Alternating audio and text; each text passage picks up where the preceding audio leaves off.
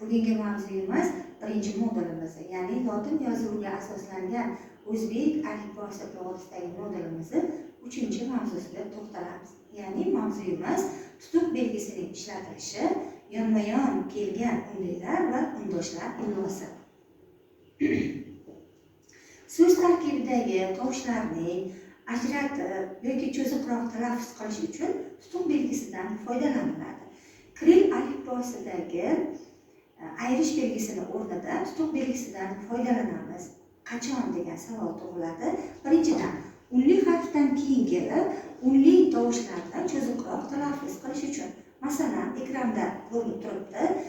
A'lo, ba'zan, ma'yus, tak kabi so'zlarda unlidan keyin, ya'ni arab tilidan o'zlashgan so'zlarda unlidan keyin kelib, unli tovushni cho'ziqroq talaffuz qilish uchun ishlatiladi. Arab tilidan o'zlashgan mo'jiza, mo'tabar, mo'tadil kabi so'zlarda kiril yozuvida ayirish belgisi bo'lsa ham, lotin yozuviga asoslangan o'zbek alifbosida bunday so'zlarga tutuq belgisi qo'yilmaydi. Chunki u unlisi o'zi cho'ziqroq talaffuz etiladi.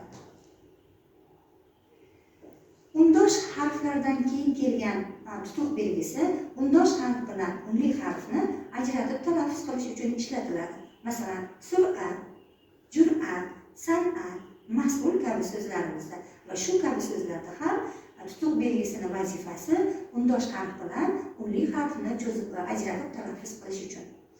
Ba'zan kiril yozuvida ayirish belgisi bo'lmagan so'zlarimizda ham lotin yozuvida tutuq belgisidan foydalanishga to'g'ri keladi. Masalan, lotin yozuviga asoslangan o'zbek alifbosida s va h harflari yonma-yon kelganda sh deb o'qib qo'ymaslik uchun bu ikki harf o'rtasiga tutuq belgisi qo'yiladi.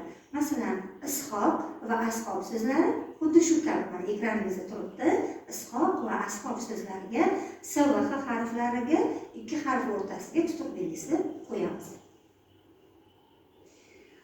Obyekt, subyekt, pod'ezd, sez kabi so'zlarimizda garchi ayirish belgisi bo'lsa ham, bu so'zlarimiz kiril yozuvida ayirish belgisi bilan yozilgan bo'lsa-da, bu so'zlarni lotin yozuviga o'girishda rus tili orqali, Yevropa tillari orqali kirgan so'zlarda bunday so'zlarni tutuq belgisi qo'ymasdan yozamiz.